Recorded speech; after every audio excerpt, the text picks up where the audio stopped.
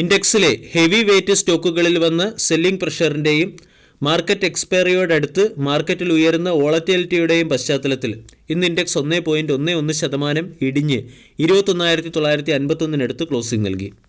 ഇന്ന് bank Nifty 1.3%, Nifty IT 0.3%, mid cap small cap index 2%-അടുത്തും ഇടിഞ്ഞു. 291 സ്റ്റോക്കുകളിൽ ബൈയിങ് മൊമെൻറ്റവും 1896 സ്റ്റോക്കുകളിൽ ഇന്ന് സെല്ലിംഗ് പ്രഷറും പ്രകടമായിരുന്നു. ഫോറിൻ ഇൻസ്റ്റിറ്റ്യൂഷണൽ ഇൻവെസ്റ്റേഴ്സ് 1879 കോടിയുടെ സെല്ലിംഗ് ആണ് ഇന്ന് നടത്തിയത്. ഇന്ന് പ്രധാനമായും മിഡ് ക്യാപ് സ്മാൾ ക്യാപ് സെക്ടറിലെ സ്റ്റോക്കുകളിലായിരുന്നു സെല്ലിംഗ് കാണാൻ സാധിച്ചത്. ഇതിന് പിന്നിലെ ഒരു പ്രധാന കാരണം രാജ്യത്തെ mid cap small cap fund handle ചെയ്യുന്ന അസറ്റ് മാനേജേഴ്സിനോടും ഫണ്ട് മാനേജേഴ്സിനോടും മിഡ് ക്യാപ് സ്മാൾ ക്യാപ് ഫണ്ടുകളിലെ ഇൻവെസ്റ്റ്മെൻറ്റ് റിസ്കിനെ കുറിച്ച് ഡിസ്ക്ലോഷർ ചെയ്യാൻ സെബി ആവശ്യപ്പെട്ടതുമൂലമാണ്. Recently mid cap small cap ഫണ്ടുകളിലേക്ക് ഹെവി ക്യാഷ് ഇൻഫ്ലോയാണ് വന്നുകൊണ്ടിരിക്കുന്നത്. ഈ സാഹചര്യത്തിൽ മാർക്കറ്റിൽ ഒരു ഷാർപ്പ് സെൽ ഓഫോ അല്ലെങ്കിൽ മാർക്കറ്റിൽ ഒരു ഹെവി റിഡംഷനോ ഉണ്ടായാൽ മിഡ് ക്യാപ് സ്മാൾ ക്യാപ് ഫണ്ടുകൾക്ക് ഈ റിഡംഷനെ അക്കോമഡേറ്റ് ചെയ്യാൻ സാധിക്കുമോ? ഇതിൻ്റെ ഇമ്പാക്റ്റിൽ നിന്നും ഫണ്ടുകൾക്ക് മോചനം നേടാൻ എത്ര സമയമെടുക്കും? കൂടാതെ ഈ ഇമ്പാക്റ്റിനെ കേറ്റർ ചെയ്യാൻ അല്ലെങ്കിൽ അബ്സോർബ് ചെയ്യത്തക്ക രീതിയിലുള്ള ക്യാഷ് ലിക്വിഡ് അസറ്റ് ഈ കമ്പനികൾക്കുണ്ടോ? ഇതുമായി ബന്ധപ്പെട്ട സ്ട്രെസ് ടെസ്റ്റ് ഈ മിഡ് ക്യാപ് സ്മോൾ ക്യാപ് ഫണ്ടുകൾക്ക് പാസ്സാകാൻ സാധിക്കുമോ? ഇതുമായി ബന്ധപ്പെട്ട കൺസേൺ സെബിക്കുണ്ട്. ഈ കൺസേണിൻ്റെ പശ്ചാത്തലത്തിലാണ് മിഡ് ക്യാപ് സ്മോൾ ക്യാപ് ഫണ്ടുകളോട് അവരുടെ റിസ്ക് ഡിസ്ക്ലോഷർ ചെയ്യാൻ ആവശ്യപ്പെട്ടിരിക്കുന്നത്. സാധാരണഗതിയിൽ സെബി പോലുള്ള റെഗുലേറ്റിംഗ് ഏജൻസികൾക്കും ഇൻവെസ്റ്റ്മെൻറ്റ് കമ്മിറ്റിക്കും മിഡ് ക്യാപ് സ്മോൾ ക്യാപ് ഫണ്ടുകളിലെ ഇൻവെസ്റ്റ്മെൻറ്റ് റിസ്കിനെ കുറിച്ച് വ്യക്തമായ ധാരണയുണ്ട്. എന്നാൽ ഈ ഫണ്ടുകളിൽ ഇൻവെസ്റ്റ് ചെയ്യുന്ന ഇൻവെസ്റ്റേഴ്സിന് ഇതുമായി ബന്ധപ്പെട്ട അല്ലെങ്കിൽ ഇതിനെക്കുറിച്ച് അത്ര അധികം ധാരണയുണ്ടാകില്ല. റിസ്ക് ഡിസ്ക്ലോഷർ ചെയ്യുന്നതോടുകൂടി ഇൻവെസ്റ്റേഴ്സിന് അവരുടെ റിസ്ക് ബിയറിംഗ് കപ്പാസിറ്റിക്ക് അനുസരിച്ച് ഫണ്ടുകളെ തിരഞ്ഞെടുക്കാനും സാധിക്കും. ഇതുമായി അല്ലെങ്കിൽ റിസ്ക് ടെസ്റ്റ് ചെയ്യുന്നതിനും സ്ട്രെസ് പ്രൊസീജിയർ ഫോളോ ചെയ്യുന്നതിനും വേണ്ടി ആംഫിയും ഒരു സ്റ്റാൻഡേർഡ് ഫോർമാറ്റ് രൂപീകരിക്കുകയാണ്. റീസെൻ്റ്ലി സ്മാൾ ക്യാപ് ഇൻഡെക്സിലും മിഡ് ക്യാപ് ഇൻഡെക്സിലും ഹെവി ക്യാഷ് ഫ്ലോ ഉണ്ടായതിൻ്റെ പശ്ചാത്തലത്തിൽ നിഫ്റ്റി 50 28% റിട്ടേൺ നൽകിയപ്പോൾ small cap index 71%, mid cap index 64%-അടുത്തും റിട്ടേൺ നൽകിയിട്ടുണ്ട്. മ്യൂച്വൽ ഫണ്ടുകൾ പ്രധാനമായും സ്മാൾ ക്യാപ്പിലും മിഡ് ക്യാപ്പിലും ഇൻവെസ്റ്റ് ചെയ്യുന്നുണ്ട്.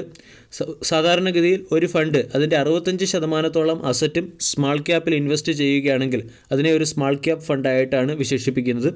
ബാക്കി 35% അസറ്റ് ലാർജ് ക്യാപ്പ് സ്റ്റോക്കുകളിലോ അല്ലെങ്കിൽ ക്യാഷ് ആയിട്ടോ ഹാൻഡിൽ ചെയ്യുകയാണ് ചെയ്യുന്നത്.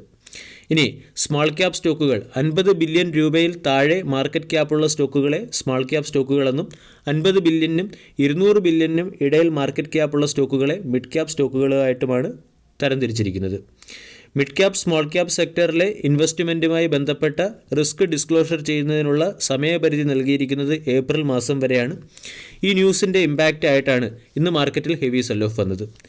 ഇനി ഇന്നത്തെ വീക്ക് മാർക്കറ്റിലും മികച്ച പെർഫോമൻസ് കാഴ്ചവെച്ച ഒരു സ്റ്റോക്കിനെ പരിചയപ്പെടാം. FMEG സെഗ്മെൻറ്റിലെ സ്റ്റോക്കായ ഹാവൽസ് ഇന്ത്യ. ഹാവൽസ് ഇന്ത്യ ഇന്ന് 4% ഉയർന്ന് 1528 ക്ലോസിംഗ് നൽകി. 96,000 കോടി രൂപയുടെ മാർക്കറ്റ് ക്യാപ്പുള്ള കമ്പനിയുടെ valuation 81.03, dividend yield 0.49%, 52 week high 1550, 52 week low 1113. ഹാവൽസിന് ഗോൾഡ്മാൻ സാൻസ് ബൈ എന്ന റേറ്റിംഗ് നൽകിയതിൻ്റെ പശ്ചാത്തലത്തിലാണ് സ്റ്റോക്കിൽ ബൈയിങ് മൊമെൻറ്റം വന്നത്. ഹാവൽസിന് മുമ്പ് 1540 രൂപയുടെ ടാർഗറ്റായിരുന്നു നൽകിയത്. ഇപ്പോൾ ഗോൾഡ്മാൻ സാൻസ് 17% അപ്സൈഡിലുള്ള ടാർഗറ്റായിട്ട് 1660 രൂപയുടെ ടാർഗറ്റ് നൽകിയിട്ടുണ്ട്. ഇതിൻ്റെ പശ്ചാത്തലത്തിൽ ഇന്ന് സ്റ്റോക്കിൽ ബൈയിങ് മൊമെൻറ്റം വന്നു. ഇനി ടാർഗറ്റ് നൽകിയതിന് പിന്നിലെ റാഷണൽസ് എന്തൊക്കെയാണെന്ന് മനസ്സിലാക്കാം. Cost control strategy company apply ചെയ്യുന്നുണ്ട്. കൂടാതെ കമ്പനി അതിൻ്റെ ഔട്ട്സോഴ്സിംഗ് പ്രോസസ്സിനെ ഇൻ്റർണലൈസ് ചെയ്യുകയും മാനുഫാക്ചറിംഗ് പ്രോസസ്സുമായി കണക്ട് ചെയ്യുകയും ചെയ്തു. കൂടാതെ വീക്ക് സിറ്റുവേഷനിൽ പോലും അല്ലെങ്കിൽ വീക്ക് എക്കണോമിക് കണ്ടീഷനിൽ പോലും കമ്പനി ബ്രാൻഡിങ്ങിലും ഹ്യൂമൻ റിസോഴ്സസിലും ഇൻവെസ്റ്റ് ചെയ്യുന്നു. ഇതുവരെ സിംഗിൾ ഡിജിറ്റ് ഗ്രോത്ത് കാണിച്ചിരുന്ന കമ്പനി മാർച്ച് ക്വാർട്ടറിന് ശേഷം ഡബിൾ ഡിജിറ്റ് റവന്യൂ ഗ്രോത്ത് കാണിക്കാൻ സാധ്യതയുണ്ടെന്നും ഗോൾഡ്മാൻ സാൻസിൻ്റെ റിപ്പോർട്ടിൽ പറയുന്നു. ലോയിഡ് പോലുള്ള ബ്രാൻഡുകൾ ഹാവൽസിൻ്റെ പ്രോഫിറ്റബിലിറ്റിയെ ബൂസ്റ്റ് ചെയ്തേക്കാം. ഈ ഫാക്ടറുകളൊക്കെ പരിഗണിച്ചാണ് ഗോൾഡ്മാൻ സാൻസ് ഹാവൽസിന് ബൈ എന്ന റേറ്റിംഗും 1660 രൂപയുടെ ടാർഗറ്റും നൽകിയിരിക്കുന്നത്. കഴിഞ്ഞ ക്വാർട്ടർലി റിസൾട്ടിൽ കമ്പനി ഡീസൻറ്റ് പെർഫോമൻസ് കാഴ്ചവെച്ചു. സെയിൽസ് 6.8%, പ്രോഫിറ്റ് 1.4% ഉയർന്നു. ഹാവൽസ് എന്ന സ്റ്റോക്ക് 1250-നും 1500-നും ഇടയിൽ കൺസോൾഡേറ്റ് ചെയ്യുകയായിരുന്നു. ഇന്ന് 1500-ന് മുകളിൽ സ്റ്റോക്കിലൊരു ബ്രേക്കൗട്ട് വന്നിട്ടുണ്ട്. ദീർഘകാലമായി കൺസോൾഡേറ്റ് ചെയ്യുകയും റെസിസ്റ്റൻസ് അപ്സൈഡിലേക്ക് ഷിഫ്റ്റ് ചെയ്യുകയും ചെയ്ത സാഹചര്യത്തിൽ ബ്രേക്കൗട്ട് സസ്റ്റെയിൻ ആകാനും സ്റ്റോക്ക് 1600-1700 തുടങ്ങിയ ലെവലുകളിലേക്ക് നീങ്ങാനുമുള്ള പോസിബിലിറ്റി ഉണ്ട്. വീഡിയോ എല്ലാവർക്കും ഇഷ്ടമായി എന്ന് വിശ്വസിക്കുന്നു. താങ്ക്